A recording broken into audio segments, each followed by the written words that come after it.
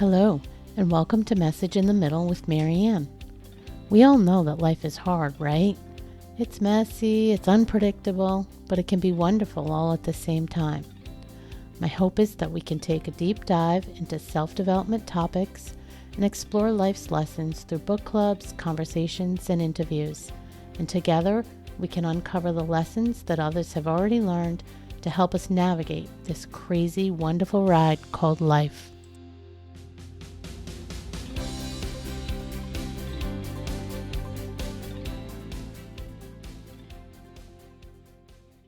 Hello and welcome to Message in the Middle. I'm your host, Marianne, and I promised to do an update on how Thanksgiving went this year, so I decided to do a quick solo episode and sneak it in this week. For those of you that listen every week, you know that new episodes come out on Saturday at 1 a.m. Eastern, so that means I'm recording this episode the day before it goes live in order to get it in on time. That's the bad news, the short timeline. The good news, though, is that everything is still very fresh in my memory because Thanksgiving was yesterday. Before I get into that, though, I want you to know how truly grateful I am for your time. I know there's so much content out there and so many things pulling for your 24 hours in a day, and I know how hard it is to fit everything in. So when you decide to share some of your precious time with me, which is your most precious commodity, I really do feel very blessed and very thankful.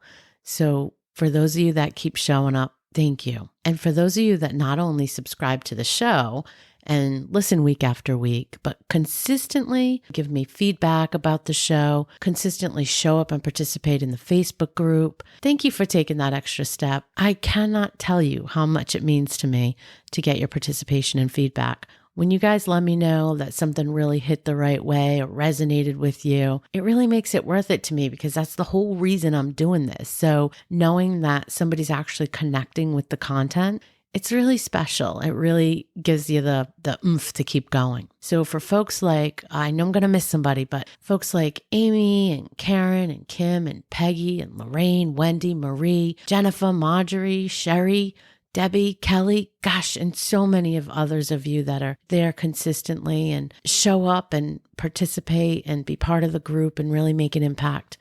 I'm really glad you're here and along for the ride. I just wouldn't want to do it with any other group of people. All right, so let's get into this topic today. So how did Thanksgiving go? Well, I'm happy to say that the title of today's episode, Perfectly Imperfect Holidays, Letting Go of Unrealistic Expectations, is where I'm at today. But I think it's important to set the stage and remind you all, this has been a journey for me. And back in, maybe 2018, 2019, it was a completely different experience. And maybe that seems like a lifetime ago, but it's really not that long ago. And there's been a lot of work going on in the meantime. But back then, I was this crazy mom and wife who obsessed about everything being perfect. I planned for weeks before hosting the holiday gatherings. I obsessed over making sure I had everything, getting everything cooked perfectly, the house clean to look basically like no one lived there. I mean, that's a big joke in my house. Decorated like, Home and Garden or out of some magazine. You get the picture. And the few days before a big gathering, I was miserable. I was short-tempered. I was on edge. It really wasn't fun for anyone. And the day of, I was anxious and I wore the busiest of busy badges. I didn't get a chance to enjoy anything or anyone whatsoever. I was just so intense and so invested in trying to make everything perfect and trying to get everything done that I didn't stop for a minute at all to be present. It was awful. The worst part is I didn't even realize how awful it was. But looking back, it's really clear. But it's what I knew. It's what I had always done. It was my comfort zone, hiding behind being busy and trying to be perfect. That's kind of where I lived most of the time, not just on the holidays. In my mind, if I just controlled everything and stayed in front of all the potential problems, everything would be good. Everyone would be happy. It would all be perfect. I guess what we don't realize, though, at the time is the cost of chasing perfection. When I look back, I definitely realized that I didn't realize it. The emotional, physical, mental, and sometimes even financial toll of trying to meet all those unrealistic expectations is massive. The idea that you can control everything and fix everyone to make sure they have this storybook experience, it's exhausting and completely unrealistic. And listen, I don't think my story or my experience is all that unique. I think for many of us, the pressure to do it all during the holidays and really every day is very real and very present. It comes from a million different places, these messages that we get along the way, and we take them in, and over the years, they just become our reality. But honestly, the heaviest pressure often comes from ourselves. Good news, though, is as we age, especially for those of us on a personal development journey in our middle years, we start to look at things differently. We start to question whether or not what we believed about ourselves, about our expectations of others, whether they're really true. And thankfully, what often emerges is a whole new perspective. And for me, that perspective includes embracing imperfection and accepting people and things for what they really are. And that has led me and indirectly others to a much more peaceful and enjoyable holiday. So let's talk about some of the things that changed. Well, prioritizing what matters is a big one. And this kind of ties into the Pareto principle or the 80-20 rule from last week's episode with Lisa Zarotny. If you haven't listened, definitely check it out while we're in this holiday season. But basically what that looked like for me is I prioritized a handful of things to focus most of my energy on, and I went deep on them instead of being all over the place and trying to be everything to everyone and do all the things. And it let me really just focus on those handful of things, the priorities, and it really cut down on the pressure and the mind chatter, all the things swirling and swirling. Another thing that goes hand in hand with that is set realistic goals. So scale back. Just because you did it one way for 20 years doesn't mean you have to keep going that way. Or just because your mom always did it that way doesn't mean you have to do it that way, or your grandma or whatever it is. And for me, this meant things like having a smaller menu. We continue to refine that, and this year cut back again. Serving buffet style versus trying to put everything on the table all at once when it's time to eat. Even using paper plates. And listen, I'll admit, when I see these photos on Facebook of people that have these elegant table settings, all the china, the cloth napkins, the candles, everything all perfectly done up for a fancy affair, I get a little tinge of jealousy because in my mind, that's what I used to hope it could look like. But it's just not realistic. It's just not an expectation that is attainable for my size family, all of us and what we bring to the table. And for me, in reality, as much as I love the look of that, I just found over the years that putting out that china and, setting that table like that with all the centerpieces, etc., the time is just not warranted. The value, the return on investment is just not there. So yeah, we set up and we use paper plates and we do a buffet style and there's 25 of us. So it's fine. It works out great. We all serve ourselves, sit at the same table at the same time and eat.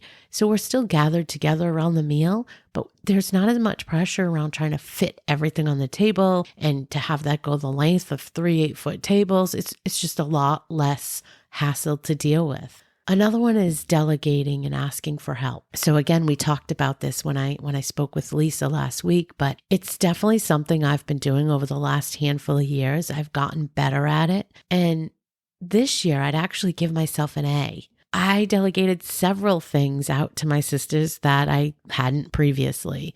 My daughters, my husband, too, all of them. I delegated things to. And you know what? The sky didn't cave in because I wasn't doing it all. It was perfectly fine that somebody else made the mac and cheese and took care of the pies and so on. I really just needed to figure out what I could outsource. Wasn't really something special that only I could do, and ask somebody else to do it. They were more than happy to step up once they were asked. I think the other thing I want to mention is having self-compassion. So if you find yourself falling into old patterns, which if you're like me, you will, don't be critical of yourself. Just catch it and reframe it. For me, this showed up on Thanksgiving Day. It was pouring out.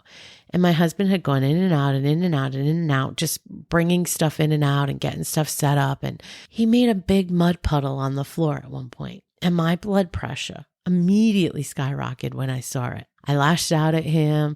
I was like, what are you thinking? The floors are going to be a mess. The house is going to look like crap, da, da, da, da, da. And, so on. The good news, though, is I realized it. As soon as he left the room and I had a second to reflect, I realized the old pattern had shown up. And so a few minutes later, when he came back, I apologized. I said, hey, I'm sorry.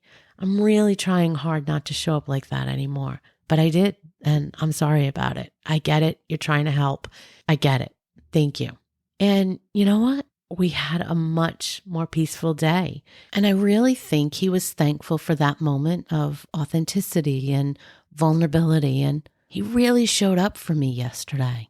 Another big area of mine that's impacted not only the holidays, but my daily life is a gratitude practice. So being in touch with and recognizing what you're grateful for, no matter how big or small, helps shift the focus from external expectations to internal contentment. It helps you recognize all the good in your life, and it keeps you focused on that versus the tough stuff and the challenges you might be dealing with. And listen, we all go through them. And when something goes wrong or differently than expected, it helps you reframe it to find the bright side of things. A perfect example was the rain yesterday. It was pouring. And years ago, I would have immediately gotten in my head about that and start obsessing about the mess that it was going to make with the house and how nobody could go outside and how it was just a bleak, dreary day. And yesterday, as people were showing up, several people mentioned the rain.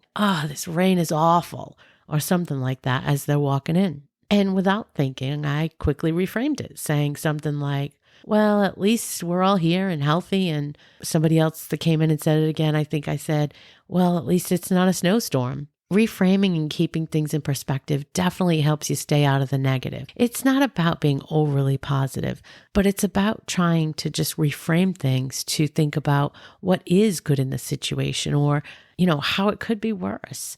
And the more you practice that, it really does become pretty instinctive. Even if it's not always what you used to do, it will become your default. Another example of this was when my 6-year-old granddaughter came into the room. She said, Grammy, I had to change my pants 2 times quickly before we came. And I said, well, why did you have to change? And she said, the pants that came with this outfit, it was a really cute Thanksgiving set with this big, huge turkey on it. And she said, well, the pants were too big and another pair I tried on, they just didn't feel right. And I said, are you comfortable? And she said, yes. And I said, well, that's all that counts. You're here, you're comfortable, you're beautiful inside and out, and that's all that counts. And she gave me this big, huge hug. And I got to tell you, if this were years ago and that were my kids and the fact that those pants or that specific outfit that I had planned for the day didn't work out, it would have thrown me for a loop. I would have been in my head about it way too long. I mean, it's hard for me to even say that out loud, but it's true. I would have let that really put a damper on the day. And thankfully, those days are over. I think what helps a lot of this stuff fall into place is a consistent gratitude practice. And I think most of you have a gratitude practice these days. Many of you are on the same kind of journey I'm on and trying to really better your lives and take new perspectives and unlearn a lot of things. But if that's something you're looking to start or you just sometimes need help to kind of get into that mode, grab an old notebook and try writing down a few things you're grateful for every day. And if you need help getting started, try answering one of these questions. I think these are great journal prompts and are samples of things that I like to ask myself. So, what's a small tradition or moment that makes you feel most connected this time of year? Or how has my perspective on the holidays evolved in midlife? And what am I grateful for in this shift? Or what qualities do I appreciate most about myself? And how can I celebrate them during this season? That's a really good one because it's forcing you to really find the good in yourself and then put a twist on it to say, where does it show up in the holidays? Where can you accentuate it? How about who's been my biggest source of support this year? And how can I show them gratitude? Or what sensory experiences like sight, smells, sounds bring me comfort and joy during the holidays. That one's great too, because it really starts getting you to reflect on things from your childhood. I know it does for me, when you start to remember the things that really connect you to those good memories. And I think that's often something not only you can be grateful for, but bringing up those experiences and those good times that you want to remember. I think that's really sweet, and it kind of can help you tap into the holiday nostalgia that often makes us feel good. So I think these kind of questions, they're really great, and they really help you tune into what you're grateful for. And questions and self-reflection like this, for me, it keeps me in a good headspace, and I hear that from other people too. So I think if you're not doing it, you should definitely try to lean into that. There's no better time than during the holidays when everybody's being grateful out loud. I guess the last thing I want to mention is embracing imperfection in our people. So listen, there isn't one of us on this planet that's perfect. And for the most part, everyone is doing the best they can with the tools, experiences, and imperfections they were given. And for me, get into a place where I get that, where I can accept people for who they are, for what they can really give, and how they can show up. That was a huge game changer. Let me give you a couple examples. My mom, she's not a warm, fuzzy kind of mom. She's never been a doting grandma to her grandchildren, and she can be very critical. I know this is a real thing because myself and my siblings all experience it the same way. And this used to really cause me a ton of anxiety, especially on the holiday. I always wished for something it was never going to be. And I always was nervous around the holidays because I always felt like I was going to be judged, or I wasn't going to be enough, do enough, whatever it was. It got in my head. And thankfully, I let that go. I now know who she is clearly, and I know how she shows up. And unfortunately, she has very little or no self-awareness. And at 73, she's not going to change. And that's okay. I can't change her, but I can stop looking for something different than what I'm getting. And I can stop looking for approval. And I can stop looking for validation. And I can stop expecting things to change and just accept that's her. That's her reality. That's what she's going to bring to the table. And wishing it was going to be different or expecting things to change is only going to make me crazy. So instead, I can take the parts that work for me and I can limit the parts that don't. Another example is my youngest daughter. She hates large crowds. So when it comes to holidays with big gatherings, she pops in for a really brief visit, like basically makes her rounds and leaves. And I used to get really sad and disappointed and wish that she would stay the whole time. Now, I'm just thankful that she shows up, and I'm thankful for the short time she's with us. She has to do what's right for her, and she has to fit it into the boundaries that work for her and keep her in the right mental space. And I've come to accept that. She's her own person with her own needs, and she's never going to be the life of the party or my right arm in these events, and that's okay. But my acceptance of that, that's where the magic lies. That's what eliminated the disappointment.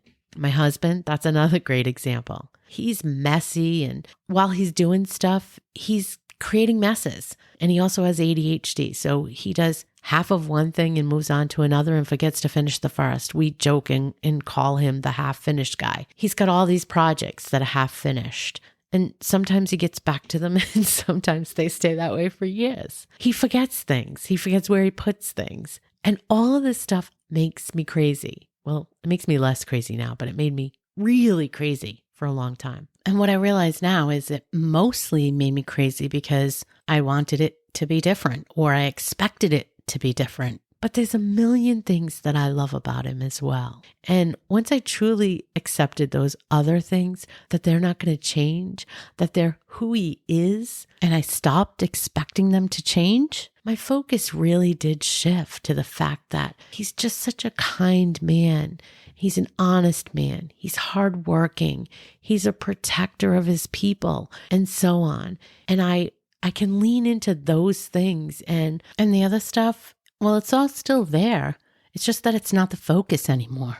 I could go on, and the names of the people might be different, and the story's a little bit different, but it's really all the same. once we can move past what we hoped people would be and how we wished them to show up or what we expected out of them, and instead can focus on who they really are and how they really show up, we get to connect in a whole different way on a much more authentic level. And we also get to stay peaceful in our minds instead of trying to compare who they are with who we wanted them to be, or instead of trying to control the situation and force them to be who we wanted them to be. It's a much more peaceful place to just accept them for who they are.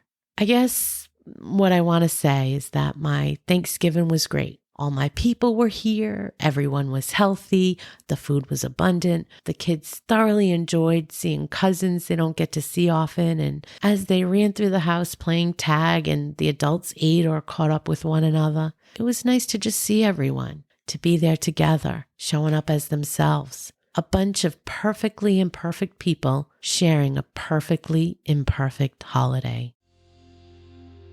Thank you for listening to this episode of Message in the Middle with Marianne. If you enjoyed the podcast, please take a minute to share it and write a review, as it helps bring new listeners to our audience. If you'd like to keep the conversation going between episodes, please join us at Facebook group Message in the Middle with Marianne.